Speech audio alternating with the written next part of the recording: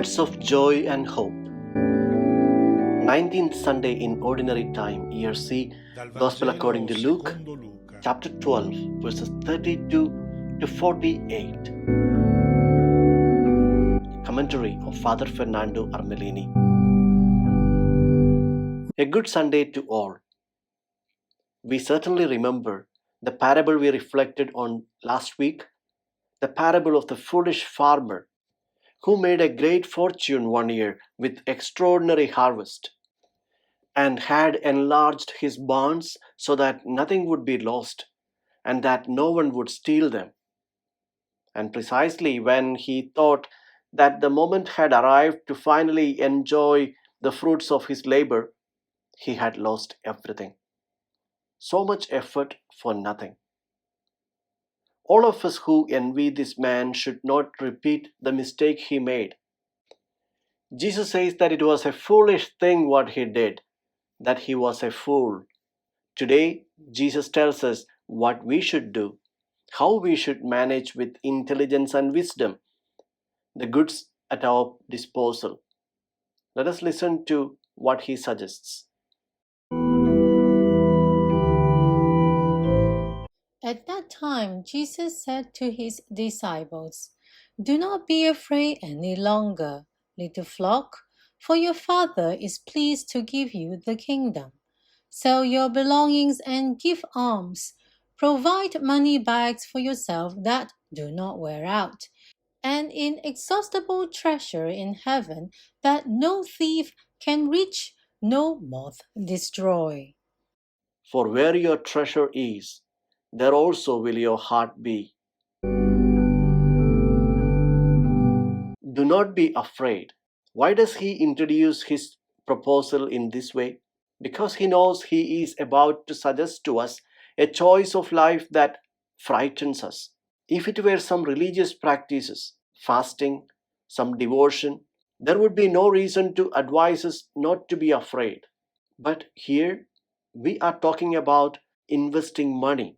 We are talking about goods, about very concrete things. And we know that when one buys or sells, one always is afraid of making a mistake, being deceived, passing up an opportunity that doesn't come back, and having regrets.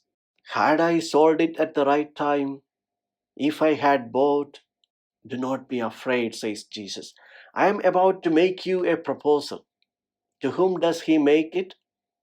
To a little flock. He does not make it to all, because they would not understand. He makes it to those who know him, to those who have been with him for a couple of years, to those who have given him their adherence and who know that he is a person who can be trusted. Being a little flock, and one becomes a little suspicious because there are only a few. We are more careful and hesitant when it comes to investing because it means it's a very risky thing to do. Most people don't even want to hear about it. Now, what is the right thing to do? It seemed good to the Father to set the gift of the kingdom before them. They have been blessed to find a treasure, the gospel. They believed in the new world and entered God's kingdom. To some of you, fortunate ones, I propose to you an investment of goods you have in your hands, concrete goods, money, house, field, the luck of having been able to develop all your abilities. What to do with all these assets? Sell what you own. Listen to me. It's time to sell all the shares because they are devaluing every day. Trust me. And where to invest these assets? Bet on handouts. It doesn't mean throwing everything out the window to be picked up by the first ones that pass by. No, it means putting in a smart way at the disposal of our brothers and sisters the treasures with which life has benefited us. All of them must be invested to create joy, to create life. If you have empty apartments, Make them available to families who need them and don't have a home. They will give you a lot of headaches, a lot of inconveniences. You must take them into account, but they will create joy. They will create life. You have fields, make them produce to help the needy. In short, bet everything on love. Love is not like that farmer's grain, wheat that will rot in the barns. Love is a treasure that does not depreciate and cannot be stolen by thieves. Not even from that thief who had surprised the farmer, that is, death, who had taken everything. Now you realize why Jesus began saying, "Do not be afraid."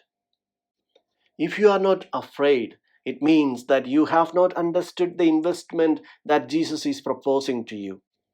And now, to understand his proposal, he tells us three parables. Let us listen to the first one. Gird your loins and light your lamps, and be like servants who await their master's return from a wedding, ready to open immediately when he comes and knocks. Blessed are those servants whom the master finds vigilant on his arrival. Men, I say to you, he will gird himself, have themselves decline at table, and proceed to wait on them.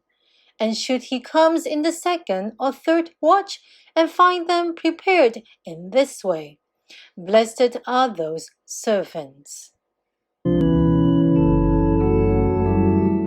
The scene of the first parable takes place in the house of a rich man who was invited to a wedding feast, and he entrusted his house to his servants.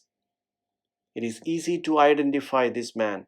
It is Jesus who, having fulfilled his mission, left this world and entrusted to his disciples the task of giving continuity to his work. The Acts of the Apostles describes this transfer in the ascension narrative. We remember those two men in white robes telling the disciples not to stare at the sky, but to go down to the plain and give continuity to that new world that Jesus began. Let us dwell upon these servants that live in this house, for they are important.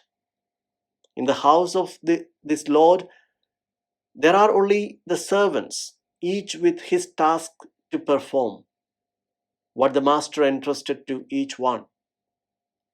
This house is the Christian community that is composed only of servants. There are no masters, lords, eminences, excellencies to be reverenced. No. Service is what characterizes the life of this house. How should these disciples behave if they want their master's approval when he returns from the wedding? They must always remain awake, ready to serve. They cannot fall asleep. In Greek, ereguein means to watch. And this Lord can come at any time. He may come at midnight, at dawn, when one is almost tempted to doze off. This readiness for service is presented with two very effective images. The tunics gathered up and the lights are always on in this house. In the East, men wore long tunics down to their feet. In the house, they left them loose, but when they went to work or when they went on a journey, they tied the tunic around their waist to be freer in their movements. The servants in this Lord's house always have their tunics drawn up.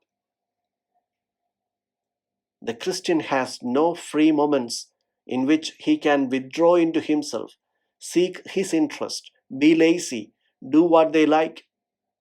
No. If someone needs you, you should always be ready to serve. The second image, the lamps lit. In this man's house, there is never the sign, the light is off. Do not disturb because we are resting. He who needs knows that he can call this house because there is someone who can perform the service he needs. And now comes the master returning from the wedding and knocks politely at the door. He doesn't open it. He asks permission because he needs to come in. What coming is it? There will be the last coming of this Lord in our lifetime. It will be the final meeting when our life is evaluated precisely to see if it resembles his life or not, to the life of the servant. But before this final meeting, the Lord comes many times to knock at our door. He does not pass by. He knocks because we must freely open and respond to his need. Jesus is the poor brother who comes to ask us for help, who knows that we have the goods that he needs, the gifts, those treasures that God has put in our hands precisely because we must give them to our brother in need. When the brother knocks at our door, it is the time to invest our treasures, sell them and give them in alms. These watchful servants deserve not one but two beatitudes from Jesus. Blessed are the servants is an unheard of blessing because in the culture of the time, blessed were the masters, not the servants. Blessed means, I congratulate you. You are a beautiful person, a successful person, and they are awake even at night. This night could be the night of our world wrapped up in the darkness of selfishness, the uncontrolled pursuit of possessions, power, and what is pleasing and nothing else. On this night, those who remain awake are blessed. Even if there is only darkness around, they keep the lamps burning and faithfully perform their service. This beautiful beatitude is seldom mentioned. Blessed are the servants whom the master, when he comes, finds awake. The conclusion of the parable presents one of the most touching scenes in the Bible. The master, when he comes, calls. One expects that when he comes in, it is to be served. No, he is the one who girds his garments and places himself at the service of the servants, who now sit at the table. It is the reversal of the self-made image of God. The God of Jesus of Nazareth is the servant of the people. Let us not do him the wrong of disfiguring his face, who makes himself a servant. We deform him. Let us turn this image upside down because the image of God to be served is diabolical. We find an equally poignant scene in the book of Revelation where it is said that God will wipe away every tear from the eyes of these servants because to build love cost them toil and also many tears. These goods that are devaluated and that must be invested are also exposed to the danger of thieves. In a second parable, Jesus teaches us how to protect them from thieves. Let us listen. Understand this well. If the master of the house knew at what hours the thief was coming, he would not let him break into his house. You also must be prepared, for at an hour you do not expect, the Son of Man will come. This image of the thief coming when you least expect it is unique. The rabbis never used it. Instead, it has been very fortunate among Christians. We find it often in the New Testament. Paul uses it in his letter to the Thessalonians when he says, You well know that the day of the Lord will come at night like a thief. We find it also in the second letter of Peter. The day of the Lord will come as a thief. We also find it in the book of Revelation, the letter that the risen Lord writes to the church of Sardis, who was not watchful, and says, I will come as a thief without your knowing at what hour I will come to you. The image is always that of the thief. We have already mentioned the thief who surprised the foolish farmer. The death took everything. He was not vigilant and had not insured his goods. This menacing thief must be considered. The best way to defend yourself against this thief is to ensure yourself that when he arrives, he finds nothing to carry. Juvenal's famous address reads, Cantabit vacus coram latrone viator. Latrone viator. The wayfarer who has nothing with him, when he finds the thief, he sings and laughs because he can't do anything to him. At the end of life, salvation is that of finding himself with nothing, because all the goods that God had placed in our hands have been delivered to the recipients. It is the beatitude of Jesus. Blessed are the poor. Congratulations to those who have been left with nothing, because they have given all their goods to the poor, to the needy. However, in this parable, the image of the thief is not that of death and is not a threat. The gospel is good news.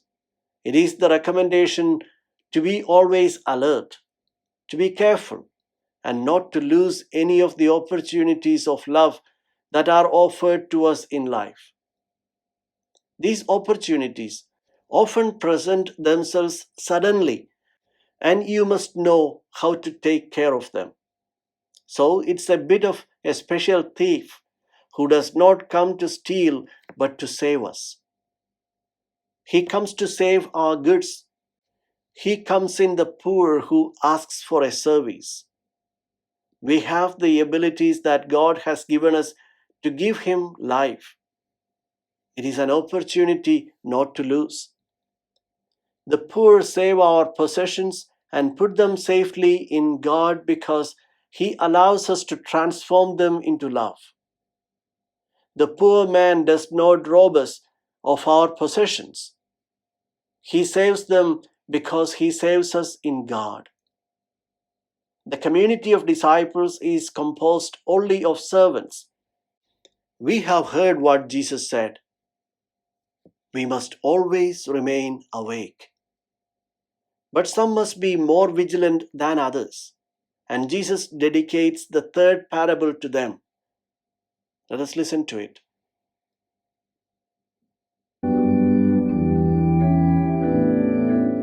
Then Peter said, Lord, is this parable meant for us or for everyone?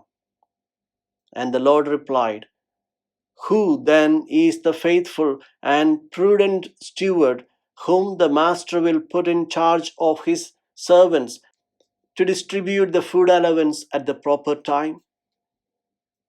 Blessed is the servant whom his master on arrival finds doing so. Truly I say to you, he will put him in charge of all his property. But if that servant says to himself, My master is delayed in coming, and begins to beat the men servants and the maid servants, to eat and drink and get drunk, then that servant's master will come on an unexpected day and at an unknown hour, and will punish him severely and assign him a place with the unfaithful. That servant who knew his master's will but did not make preparations nor act in accord with his will shall be beaten severely. And the servant who was ignorant of his master's will but acted in a way deserving of a severe beating shall be beaten only lightly. Much will be required of the person entrusted with much, and still more will be demanded of the person entrusted with more. di più. The image of the banquet is very dear to Jesus. We often find it in the Gospels. Jesus uses it mainly to emphasize that there are always two groups of people in the banquet hall. There are guests, the people who are sitting or lying down waiting to be served, and then there is a second group. The servants are always ready to receive orders and carry them out immediately. Here is the third parable, which is introduced by a question from Peter, who asked Jesus, "Is this parable meant for us or for everyone?" Naturally, everyone should be watchful, but some must be more watchful than others, says Jesus. Someone who must be more of a servant than others. They are those who have been put in charge of servitude because they have proven themselves to be models of service and the master trusts them.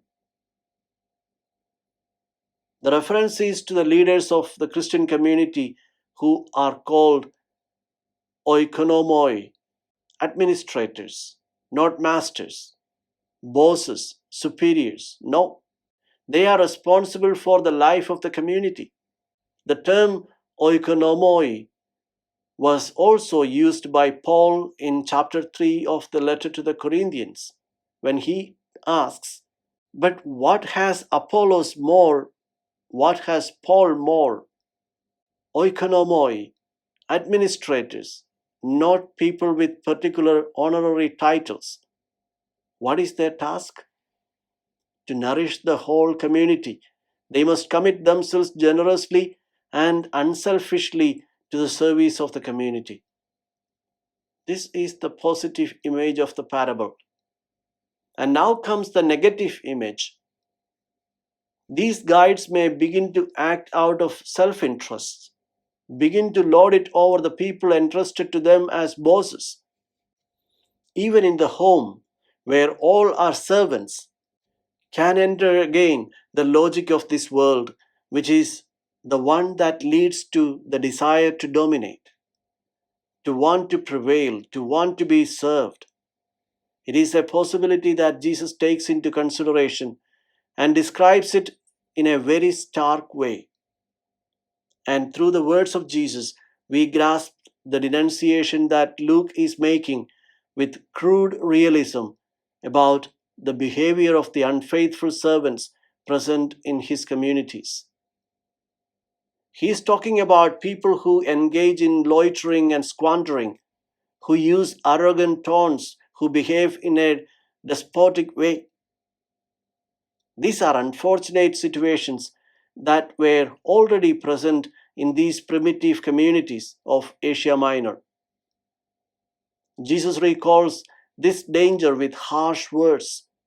The danger that these people run is to find themselves at the end of life. The verb used is dikotomeo, to cut in two. And to be cut in two out of the group of disciples is to be placed among the infidels. They are eminent members of the church. A dramatic sentence hangs over them. Jesus regards them as failures. It is not that they will be sent to hell, no, but it will be tragic for these people to verify that they have made a mistake in interpreting the service they have been called to do in the Christian community. The parable closes with the image of the beating. It reflects the social context in which it was used. Severe and even cruel punishments against those who did not fulfill their duty. Naturally, the Lord does not punish anyone. The image is intended to underline how deplorable the behavior of these community leaders is. They are in the privileged position of those who have known better than others. the will of the Lord, better than those who have also been unfaithful. Their responsibility, says Jesus, is greater. It's a situation that we must keep well in mind because we also find this danger in our lives, in our communities today. I wish you all a good Sunday and a good week.